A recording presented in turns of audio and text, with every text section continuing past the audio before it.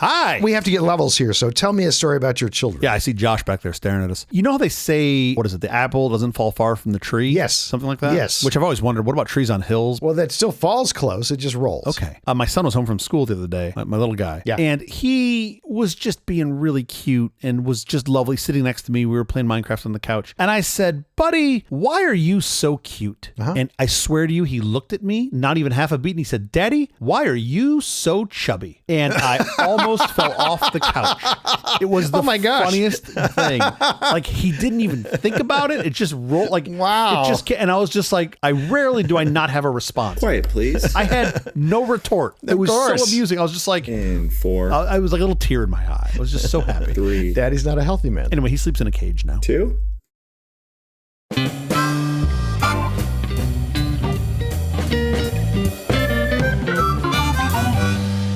The Apple Company presents a Truly Terrible Podcast. Welcome to Nonsense Season 4, Episode 8. I'm Jeff Parker. I'm CJ Little.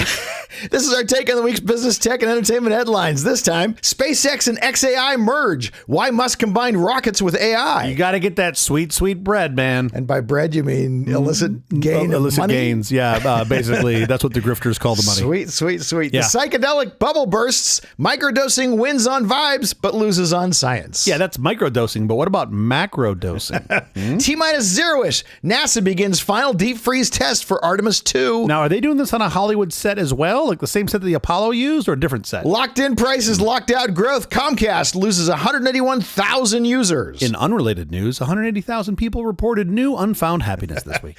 Also, our big story later this week is about the great digital migration, when the bots stopped talking to us. So wait, you don't want to talk to people or to bots? Is that what you're telling me? The bots will talk to each other. They don't need to talk to us. That I'm kind of down for. They just yell at each other? Yeah, sure. And so long as they're doing something productive for me and I don't have to be involved, that's fantastic. Can they yell in modem squelch? Because that'd be great. Sure, I'm sure basically they will. And like my bot's in 2400 baud, but your bot's in like 9600 baud, and they just don't get along. It's an impedance mismatch. How is your week going, sir? Well, now I'm thinking about modem jokes, so it just took a turn for the difference. I mentioned a couple weeks ago that my sons managed to get their RC glider stuck in a tree. Yes. About 50 feet up. Yes. And I just want to provide an update to all the listeners who wrote in and said, great, we love the show. What happened with the glider? Did you get it back? Yeah. And the answer was no, I left it there. However, when we went back, it's a field we play soccer at with my kids. When we went back, I noticed it had fallen down about 12 feet. Oh, wow. So I'm happy to report that, yes,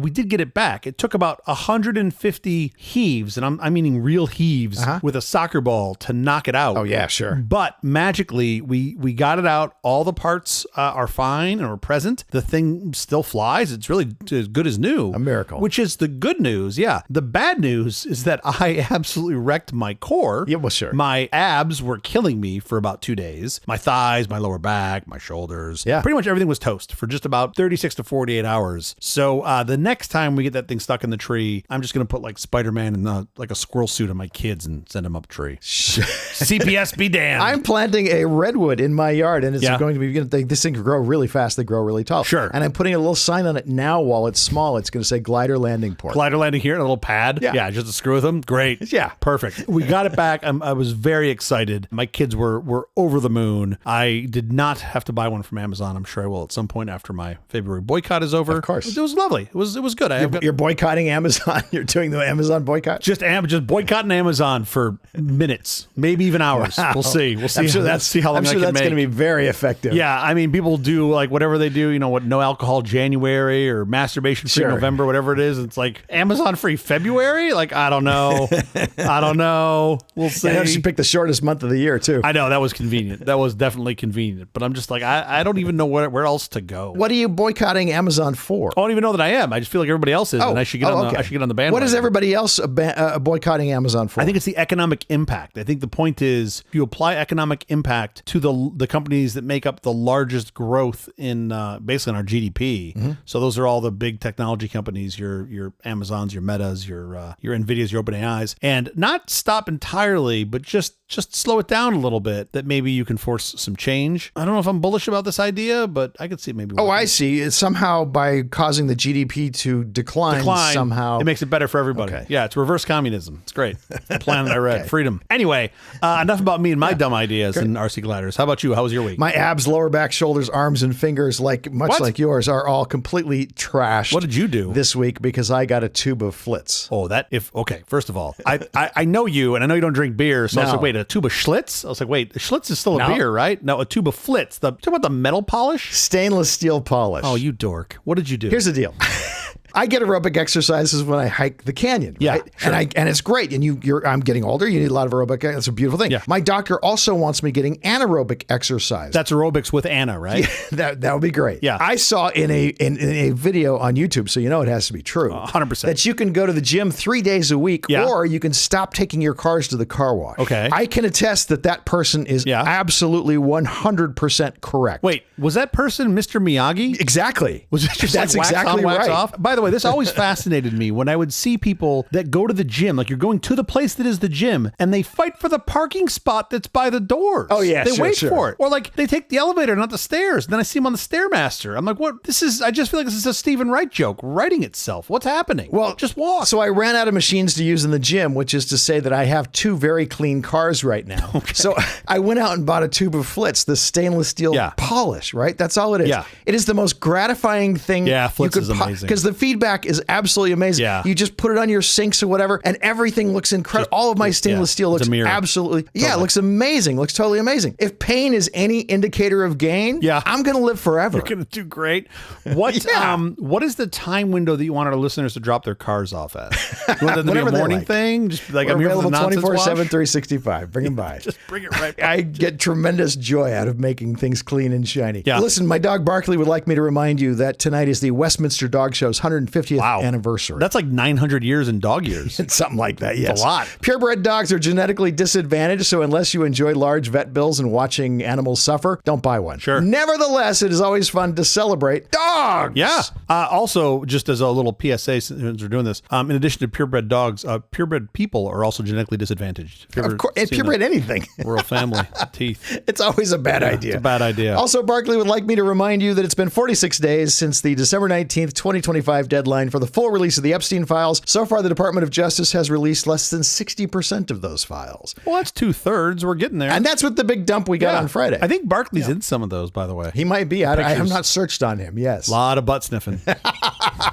Let's get to our headlines. Probably should. As predicted by nearly everyone. Shock. Awe. Musk merges SpaceX and XAI. Yesterday, Elon Musk officially merged SpaceX with XAI. The deal, confirmed via an internal memo and public post, values the new vertically integrated giant at a staggering $1.25 trillion.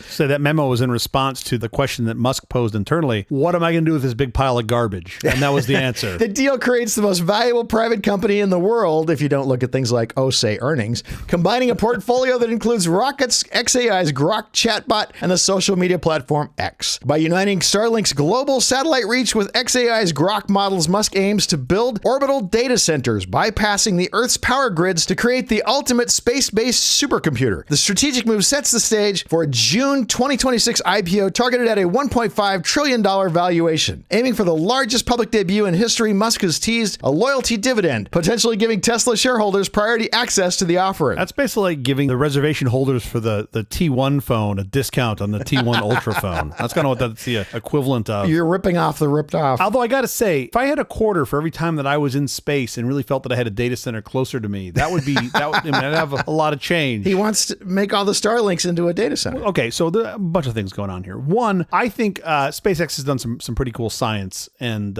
is pretty neat what they've achieved. Back up a second before you get to science. Yeah, sure. I'm totally serious when I say this. Right. Some very legit engineering, some amazing engineering. Oh yeah, without a doubt. Yeah, sorry, I'm putting engineering under science, but they've also set some extremely difficult targets that they've managed to achieve, which has pushed the entire field forward. So, big fan of that. And generally speaking, I'm a fan of SpaceX, and the folks that I've met that work there, I've also been a fan of. So let's get that out of the way. The valuation seems a little bonkers to me, especially when I think their EBIT was something like $8 billion, and that's I know that's not earnings, but it's earnings with other stuff. Let me just, before you get to XAI and the rest of it, as a standalone, standalone. SpaceX, $8 billion. EBIT, earnings before interest and taxes. Yeah. Interest and taxes are very real expenses. Yeah. We're just ignoring them. We're just ignoring them and pretending the earnings include interest and taxes. For the sake of this conversation, I'm just saying they were already valued at 100x EBIT before this deal. And then we brought along XAI and X when took those dumpster fires and merged them in. And I'm now saying it's worth somewhere between, I think, $1.3 and $1.5 trillion. Which saying is $1.5 trillion.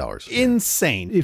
So if you do the dilution math and you look at this, it's still a great deal for the people that were in Twitter X XAI, because they're getting a great deal, right? I mean, this is stuff that they had no way out before. Yeah. You're going to end up with XAI owning around, again, it depends on what the total valuation is, but they're going to end up probably with around a 22% ownership of SpaceX or whatever they call the new SpaceX AI. Those people are getting bailed out. Those people are for sure getting bailed out. The people that are really getting bailed out are the folks that bought into X. So X had about a 30% ownership of X being Twitter. Yeah, sorry. Yeah. The people that are in Twitter/X, they own about 30% of XAI, give or take. Then when you merge that whole mess into SpaceX, they're going to own about 6.5% of this combined entity, which means their $33 billion or so that they put in is going to be worth about $82 billion, give or take. Yeah, it's a great gain for them. That's a 2.5xer in 2 years. There's no other way that you could have achieved this. You could not have floated that thing for a fraction of what they're going to get here. Sure. So it's a great deal for them. And you go, well, the SpaceX shareholders, they're the ones that are taking it in the teeth, which normally would be true unless you sort of zoom back. And what Jeff was saying earlier, if you look at the $8 billion in EBIT that are coming out of SpaceX right now, and that $800 billion valuation that they had on paper, that's 100x on EBIT, which is insane. Sure. I suspect they're going to have a lot of growth. Again, they've got a great product that they're able to replicate, but I suspect there's going to be a lot of competitors in the coming years. I don't think they have anything beyond the engineering hard work. Yeah. They've proven it's possible. I don't think they're sitting on a bunch of protectable IP that's going to keep others from getting into this space. You mean reusable rockets, basically, right? That's the part you're talking about? Yeah, reusable rockets, even the tech that's in Starlink. I mean, you already have at least 2, if not 3 serious competitors against Starlink. Like, I don't see a world where they run away with it, let alone make up the 100x just to get to the valuation that they're at, right? I mean, if you think a reasonable valuation should be 8x of actual earnings, they've probably got 45 to 50x to go just to hit the valuation metrics that they've got today. Oh, yeah. That's not feasible. It's all based on a pipe dream. Well, so then I see the loyalty, what do you call it, a loyalty dividend? Yes. To the Tesla shareholders? They get first shot at the shares because because those suckers will buy anything. Yeah, exactly. Totally.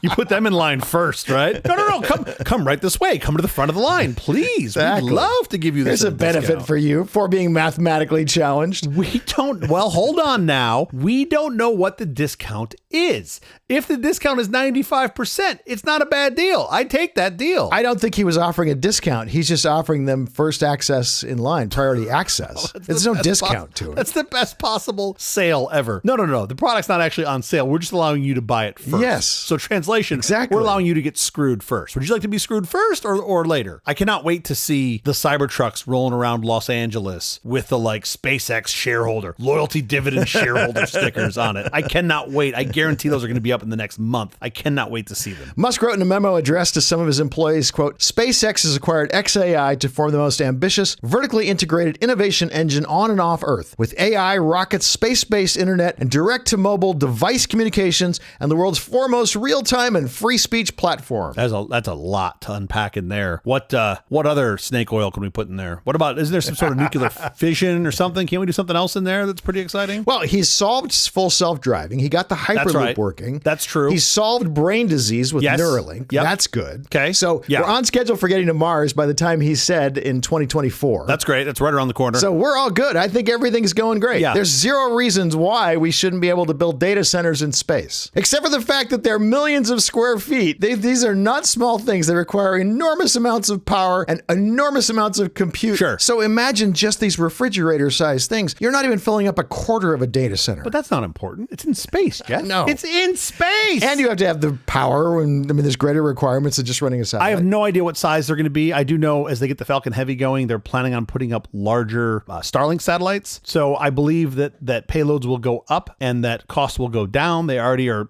projecting a payload cost. A data center is 2 acres. Well, hold on now. Hold on. Settle down. First of all, let's just zoom back for 1 second. It's of no surprise to me that about a month ago, I started seeing a lot of chatter around data centers in space. And at first I was like, this does not make a ton of sense to me, but let me go read about it. I've read about it a little bit, but again, no surprise that a month and a half in this conversation, then it's like, oh, well, I have a company that makes rockets. I got a company that makes rockets. I've got another company over here that makes some AI and they build data centers. Let's put those two together to solve this problem that I self-created and put into the press a month and a half ago. Sure. But the power is interesting because if you put these things in a orbit that allows it to stay in the sun, you now have sort of infinite power without the losses that you normally get from atmosphere and dirt and all that stuff. That's great. Sure. I understand that. It comes with a couple of things that are a bit of a downside. One is you have to worry about the cosmic radiation. Our atmosphere does a good job of blocking that. Yeah, sure. We've been able to figure this out. We've done another spacecraft. I believe they can solve that problem. It'll come at some cost, some sort of you need to do it in air correction. The part that concerns me, and this could be just a gap in my physics knowledge, is what do computers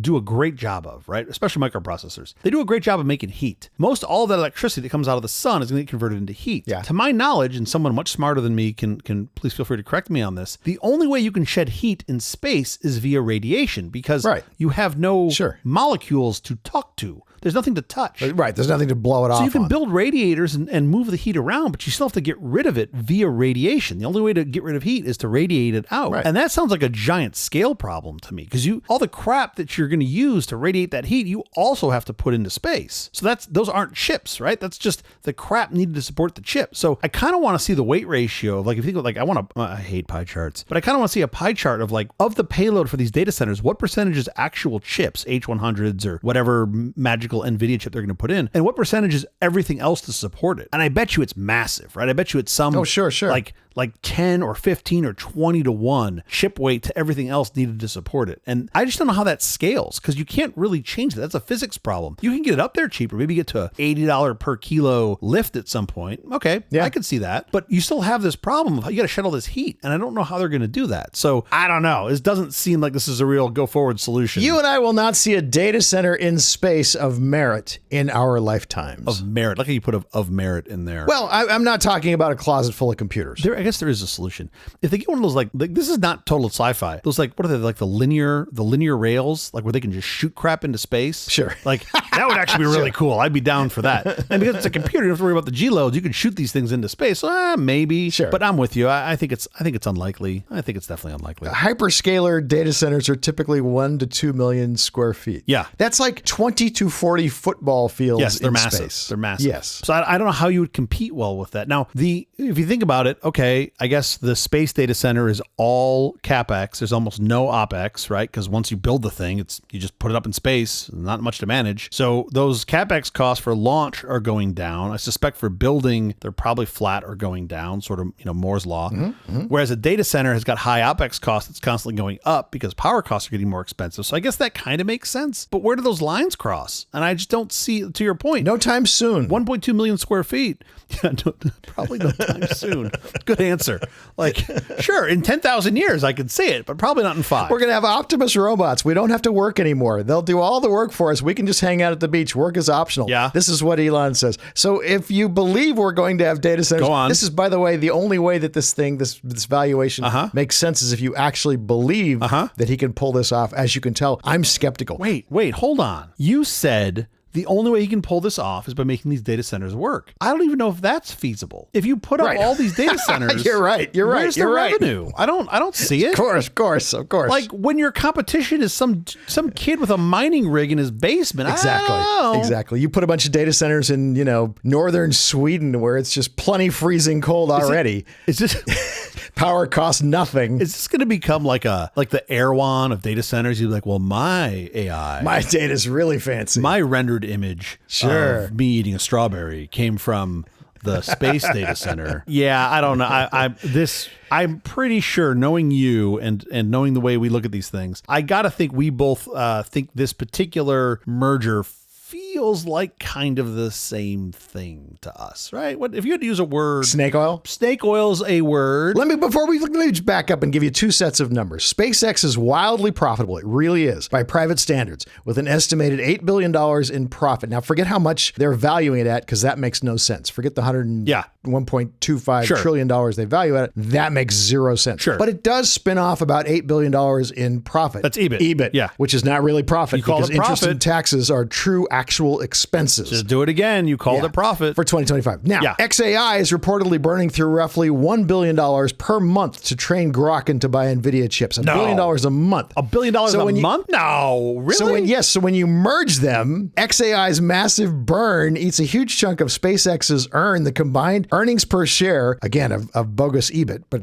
earnings per share combined is either quite low or negative. Look, I'm no math prodigy, but let me tell you, I can do 1 times 12 in my head just sitting here and get 12, and I can take 8 and subtract 12 from it, and I'm pretty sure the little line in front stays. That's insane. They're going to just gobble all of that cash up instantly. So this is what you're buying when, by the way, Tesla shareholders, by all means, you go first. Yeah, totally. They're just like, excuse me, the ship seems to be sinking, and then they pull up alongside and they're like, SS Titanic, let's jump on. Titanic, yes. What did I call it? Titanic? Titanic. Oh, that was the porn version of it. Titanic. I called it Titanic.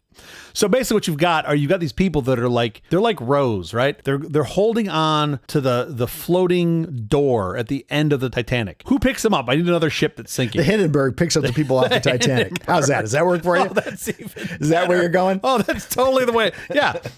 At the end of the movie, what is it called? Titanic. Yeah. Rose is like, she's on the door or whatever she's floating on, right? Yeah, Leo is an ice cube. He's bouncing like a popsicle. And she's there and she's like, oh, finally we're going to be saved. And it's a Hindenburg.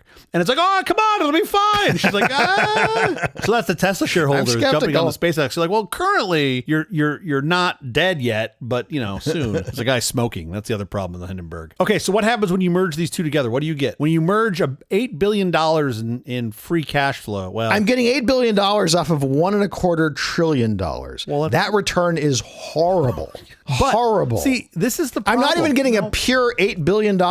That's EBIT. Yeah. That's before interest and taxes, which are actual real expenses. I got a guy who'll get rid of those taxes. Don't worry. Okay, good. I helped them build a ballroom or something. I helped them build a nice little tent in his backyard to have parties. It just feels like what do you call it? What's the word? What's the word I'm looking for? A grift? When you do this. Yeah.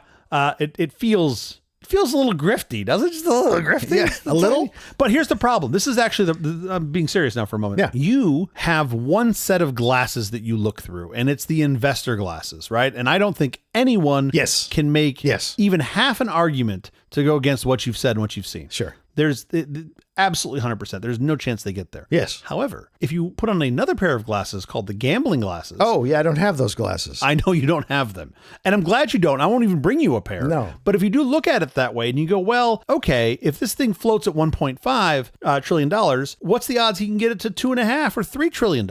And I'd say non-zero, right? We've seen him do it before. Tesla's still doing it. I don't know how long it goes on. I'm not saying you should bet on this. That's not my point at all. Yeah. But a significant number of people, right? Definitely a non-zero number. Yeah. I believe we're looking at this as like, how long can I keep this going and can I be a part of it? How long will there be somebody else after me who's more of a sucker? Some other sucker. Yeah, who believes it? It's not going to be successful gambling in the end. Well, that depends when you get out. In aggregate, let me put it this way. It will not be successful gambling. Is some set of poor schmoes going to be stuck holding the bag? Yes, of course. Is it going to end up being likely a bunch of retail investors? Yep, that's what it always is. Apparently, it's going to be a bunch of Tesla shareholders.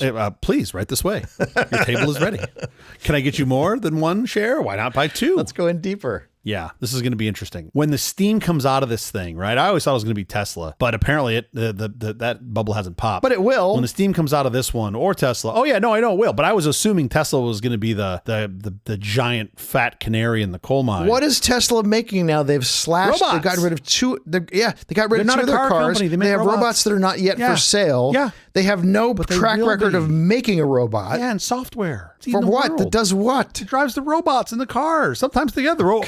The robots can drive the cars. You don't need automated cars. You need robots that drive the cars. It's beautiful. Think about this. You got a robot driving your car, not a Model X. They discontinued those, but your Model 3. And then what happens when one day you need your robot driving your car to go into space? You go to SpaceX. You already have a rocket. It's all come together. On standby. Yeah, it's perfect. I think I'm hallucinating. And speaking of that, the benefit of microdosing psychedelics is all in your head. Literally, it's all in your head. A rigorous new study has dealt a major blow in the hype surrounding LSD microdosing, finding that the practice is no more effective than a placebo for treating depression. While thousands of users have long claimed that the tiny, subperceptual doses of psychedelics sharpen focus and lift mood, this large-scale trial, the most definitive of its kind, showed no statistical difference in symptom relief between taking LSD and those taking caffeine pills. So caffeine pill sales are well up.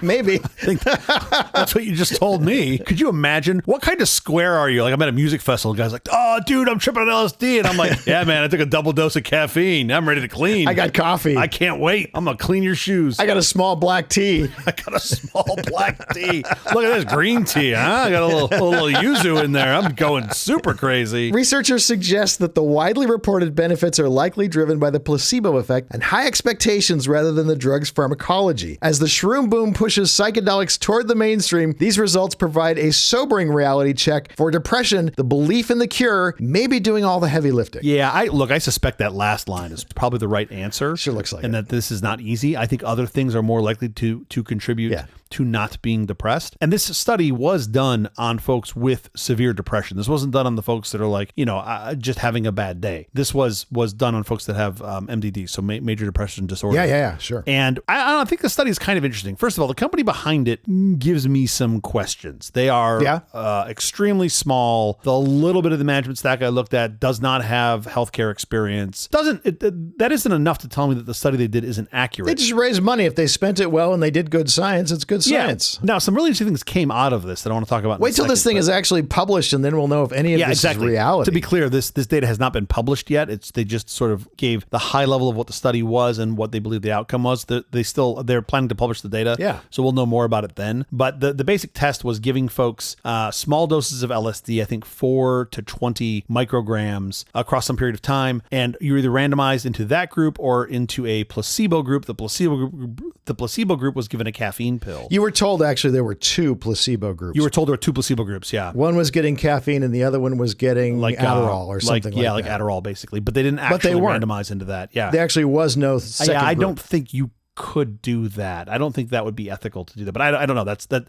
Well, they weren't doing it. They just wanted you to think you were doing it. Yeah. Okay. So what was interesting to me was a couple things. One, that caffeine does seem to have an appreciable effect on folks with mild depression. That actually was pretty encouraging to me. Or are you just convincing yourself that it does, and then therefore it does? Well, I guess you'd have to do a caffeine to placebo study, which by the way, how could there not already be caffeine to placebo studies? There are. No, I already read 2 of them. Zillions of them. Yeah, and it does seem like on at least the low side of depression, it does seem to have a material effect. Yeah, you get a little stimulant.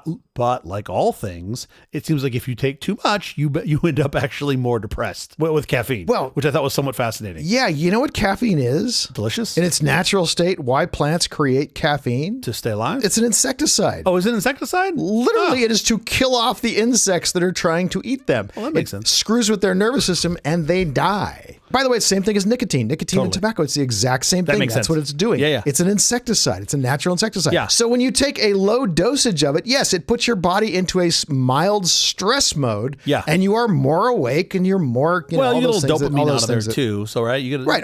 Happy days. Great. No LSD, no caffeine. Okay. Fine. It's a rough day. It's a rough day, isn't it? Picked a bad day to quit sniffing glue.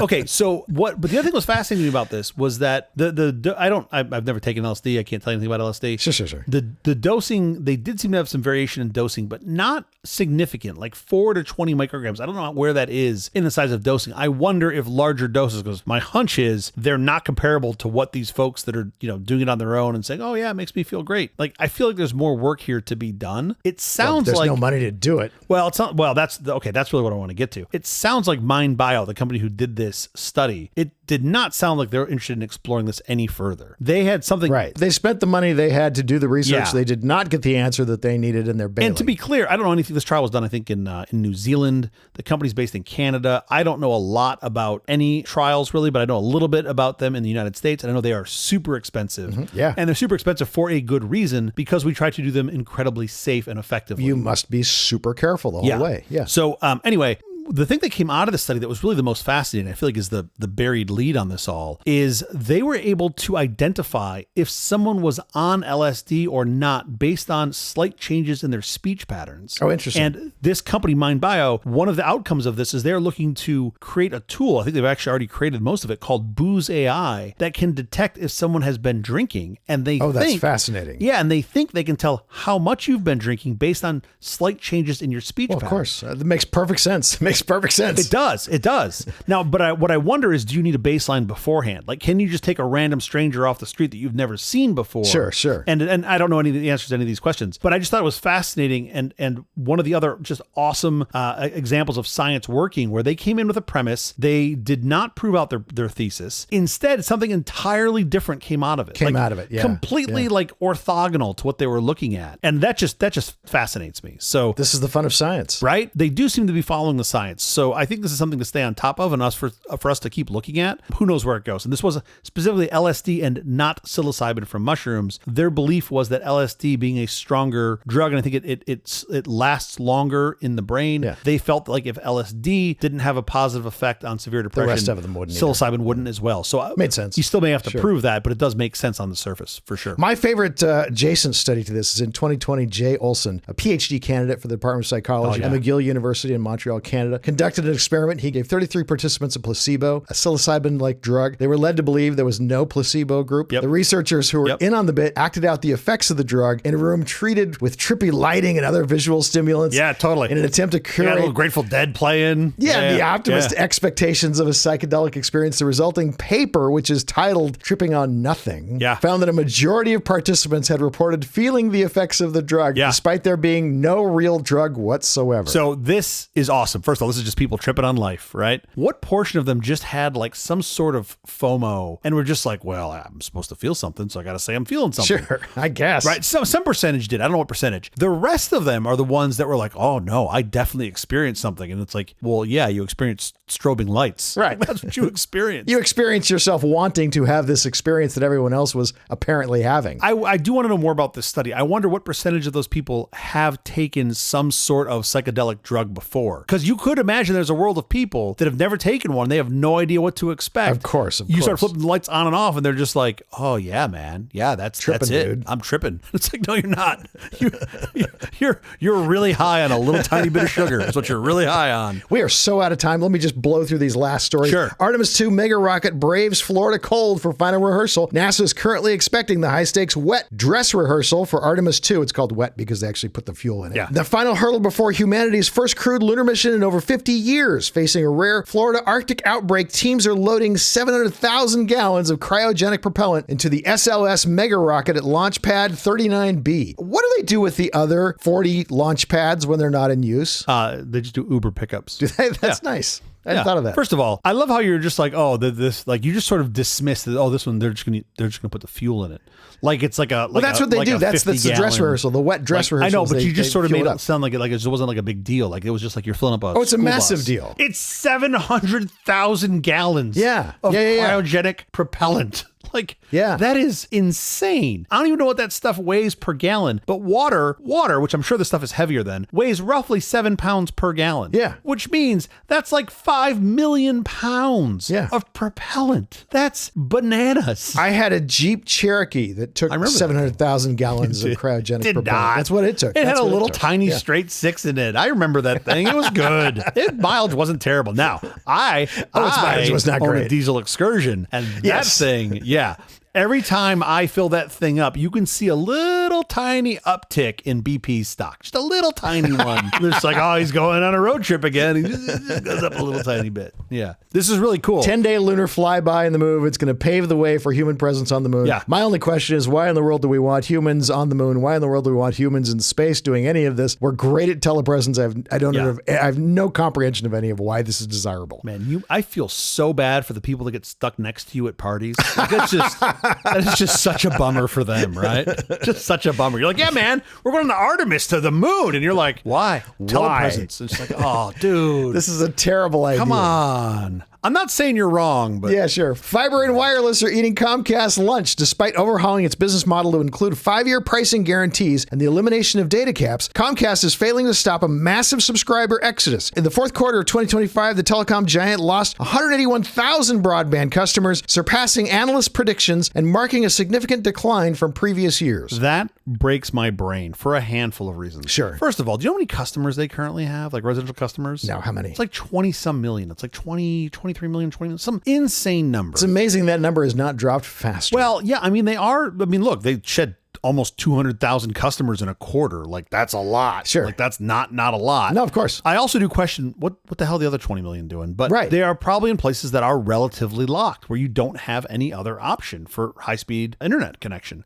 But the other thing that gets me is like, there are so few companies that there's unified hatred around more so than the telecom MSOs. Yeah. Like, who else dislikes another, like, taxi cabs maybe? I don't know. I don't even know if those guys were hated as badly. These guys were just fat and entrenched for so long, and they kept their eyes on raising their prices year after year after. You thought that would go on forever. Sure. It just isn't. It just isn't. There's but I feel fiber like companies, there's wireless companies. They've got competition. People dislike Comcast more than on, let's say March 25th, 1989, the day after the Exxon Valdez disaster. Yes. I feel like people were like, oh, Exxon's not that bad. Like, it's okay. At least they're not Comcast. Like compared to Comcast? Yeah, at least they're not Comcast. They're way worse. Comcast could still win. Oh, for sure. Right? They still have all these customers. The fact that Comcast didn't figure out how to win I feel in a like million they're different trying ways. now. Yeah, I feel like they're trying a Kinda little late bit now. But it seems kind of late. Also, like, I don't think you had to do these small steps 15 years ago. Yes. Now you've got to come on. You have to completely fix this whole thing. And like maybe mobile helps them get there. Like, get me higher speed connection I can get anywhere else. Bring the cost down because it's all fixed. Mobile might have gotten them there 15 years ago. They should have gone heavily into mobile. Absolutely. They have the infrastructure. They had the infrastructure. They had the customers. And now they're just like, oh, we'll give you phone service for 6 months. Good luck. Yeah. Like, absolutely good luck. And also they bought a lot of content, right? I think they bet heavy on content and bought a whole lot of content providers. Yeah. And now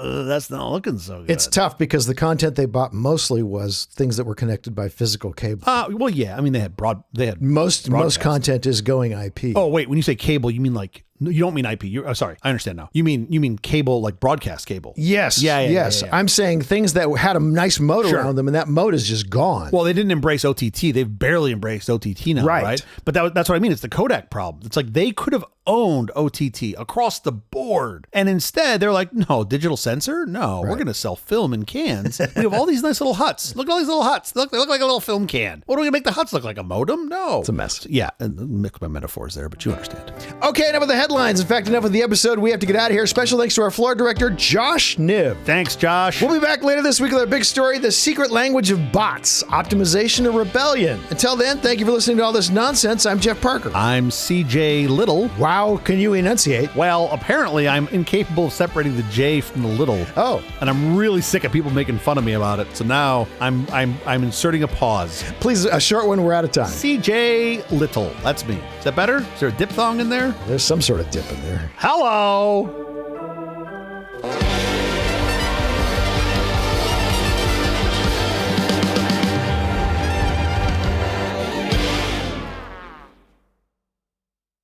The world is moving faster than ever. You keeping up? Nope. Introducing the Casio C80 calculator watch. The power of a desktop computer strapped right to your wrist. Need to split the check at dinner, calculate your gas mileage on the fly, or maybe you just need to know the time and digital precision. With its sleek, fingertip-friendly keypad and high-contrast LCD display, the Casio isn't just a timepiece, it's a masterpiece. It's water-resistant, ultra-light, and 100% futuristic. Don't just tell time, command it. The Casio calculator watch. It's the smartest thing on two hands. Available now at electronics retailers everywhere. Casio, personal technology for the space age. First of all, we are nerds. Yes. I owned multiples of these. I don't doubt it. Well, okay. What does that mean? We're going to come back to that. I don't know what that means. Sure. Not only do I love this, I still have my data bank, which was like the successor to this thing. Sure. From the late 80s, which is the one you could put like phone numbers and stuff in. Oh man, this was the jam. Like this was the jam. I distinctly remember, like, there was a girl I had a crush on in junior high and I let her wear my data bank watch. And I was like, oh, this is a big deal. Wow. Like, we're going to have children together. You must, yes. She doesn't talk to me anymore, but I should just send her a watch.